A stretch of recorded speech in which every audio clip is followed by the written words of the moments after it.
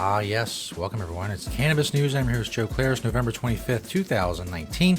The show, as always, is presented by the Marijuana Times. MarijuanaTimes.org is where you can find us. Click the video tab there to find the show. A lot of great articles there as well. Follow the cannabis community, industry, and beyond. MarijuanaTimes.org. Today, we're talking about new ruling from the Colorado Supreme Court on medical marijuana and people on probation. Also, New Jersey marijuana legalization.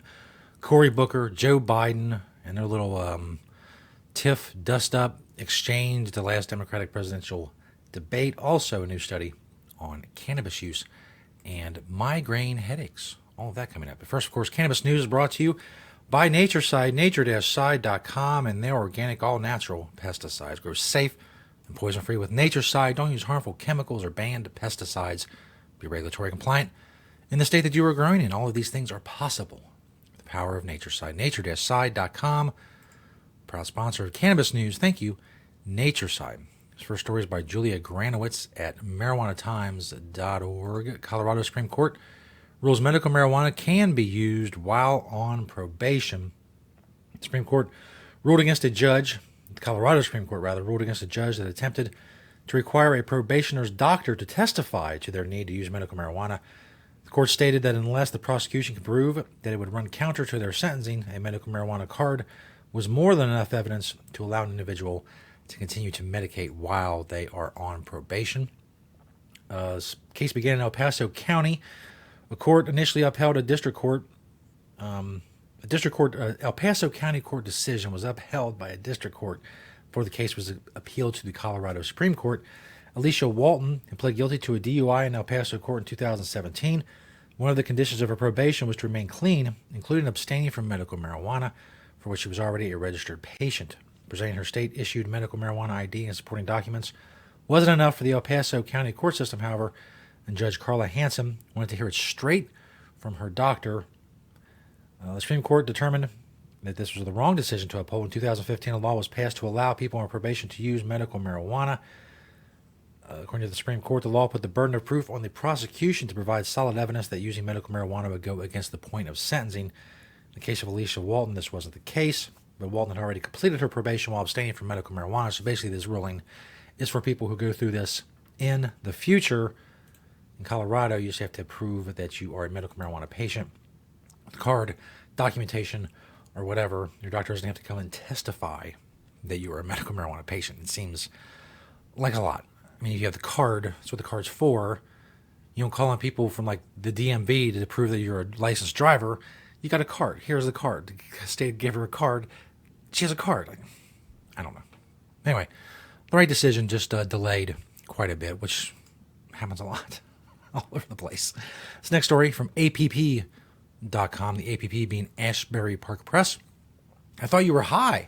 Cory Booker, Joe Biden, and the complications of race and legal weed. This is a fairly long article going into a lot of issues.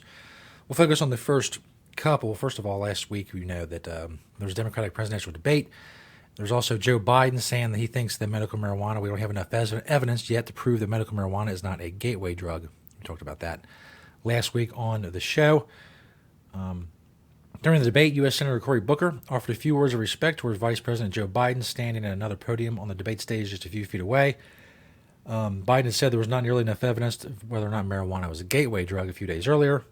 To the African-American senator from the biggest city in New Jersey, where black people make up more than half the population, this was proof of a candidate out of touch with black voters. This week I hear Biden literally say that I don't think we should legalize marijuana, Booker said. I thought you might have been high when you said it. Of course, it was a big laugh, big tagline of the night, which is weird. Making fun of people who use cannabis is not really the best way to get across your point that cannabis should be legalized. But again, these are not top-notch people. These are not the best and the brightest that are running for these offices. The best and the brightest are out in the real world with jobs, making money, providing for, creating employment, things of that nature. These people who want to run to see who's best qualified to rule over you in your everyday life, they're not the best at anything. That's why they are where they are. Politics is where mediocre people go to try to kind of, make some money and live their life because they really can't make it anywhere else. So Cory Booker saying something stupid. Politicians say stupid things all the time because they're kind of dumb. They're not. They're smarter. They wouldn't be in politics. They'd be creating something. Products, jobs, economic activity. People in government create nothing. Absolutely nothing. They go to suck off of the teat of the rest of the people in the world, and in this country specifically, for our politicians, who do create something.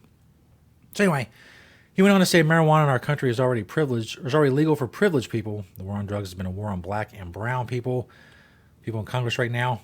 There are people in Congress right now who admit to smoking marijuana, while there are people, our kids are in jail right now for those drug crimes.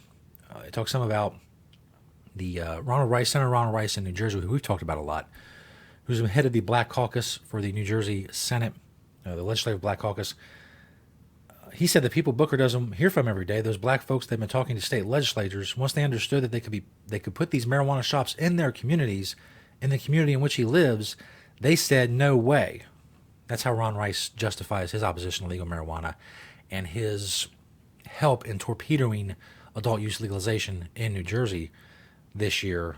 They go on to quote a poll that says 50% of white people want marijuana shops in their neighborhood, or cool with marijuana shops in their neighborhood, and 48% of black people are cool with marijuana shops in their neighborhood. I'm not sure why people in underprivileged communities would be against functioning businesses. It's not really in their best economic interest. They want black people not to go to jail, but they don't want the resulting jobs from the sale of marijuana. They want that to continue to be in the hands of illicit drug dealers for whatever reason. But I think that Ron Rice, he's against legalization, so he hurts from some people who say, well, we really don't want a marijuana shop on our block. So he says, well, now, black people are united in this opposition to marijuana shops in their block, so we're opposed to legalization. Again, I mean, this guy's a state senator. He couldn't even rise to the prominence of national politics. So the mediocrity on the national level is seen much more on the level of state politics. And the idea that black people don't want businesses that sell things and create jobs in their neighborhood, as I said before, that's odd to me, but that, I'm not black, so I can't really speak to that experience. Maybe they are against functioning businesses in their neighborhoods. I don't think they are, but that's what I get from a lot of these politicians, that black people just don't want more jobs in their neighborhoods. There's really a real problem with that. Again, I don't know what to say to that. It seems like a bad idea. I'm going to say that. I know I'm white and I really can't speak to these things, as I said, but this seems like a bad idea. It seems like more jobs. Less people going to jail, more jobs in the neighborhood. It seems like these twin pillars of economic activity and pillars of a functioning society that most black people would be like, yeah, that sounds cool. Yeah, jobs? Yeah, sure. We want jobs. Basically saying that black people don't want jobs and they want drug dealers to continue selling marijuana and not regulated businesses, and they just don't want black people to go to jail for it. That's the message I get from people like Ron Rice in New Jersey. And it seems odd to me. That's be my final word on it. It seems odd. It's next story. It's the last story. From ScienceDaily.com, cannabis reduces headache and migraine pain by nearly half. According to the summary, inhaled cannabis reduces self-reported headache severity by 47.3% and migraine severity by 49.6%, according to the recent study. The study was led by Cory, a Washington State University assistant professor of psychology. It was published online in the Journal of Pain. The first to use big data from headache and migraine patients using cannabis in real time. Previous studies have asked patients to recall the effect of cannabis use in the past. There's been one clinical trial indicating that cannabis was better than ibuprofen in alleviating headache. I normally don't do studies because you can get studies that contradict each other, but I thought this one was interesting because for me, migraine headaches and headaches has been one of the ailments over time that cannabis has not helped. Cannabis use has not helped in my case. So that's why I found this study rather interesting. Obviously, all of you have different experiences. You can leave some comments in the comments section. Let us know if cannabis use helps your headaches. In the WSU study, researchers analyzed archival data from the Strain Print app, which allows patients to track symptoms before and after using medical cannabis purchased from Canadian producers and distributors. It's more than 1,300 patients who used the app over 12,200 times to track changes in headache from before to after cannabis use. So Again, I don't know how it affects you. It's never been something that helps with my headaches.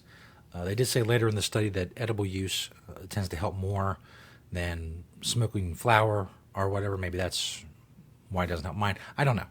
It just doesn't help me with headaches. It helps with a lot of stuff, but headaches is not one. Does it help with you with headaches? Let us know in the comments. Right down below. Right down there. Right down there. There you go. Thanks, everybody, checking out the show. Cannabis News. We're here 5 days a week, of course. MarijuanaTimes.org. Search the Marijuana Times on YouTube and Vimeo. Apple Podcasts for the audio version of the show. Thanks for watching and listening today. Keep spreading the truth about cannabis with this show. Thank you to Nature Side, nature-side.com. We'll see you next time right here on Cannabis News.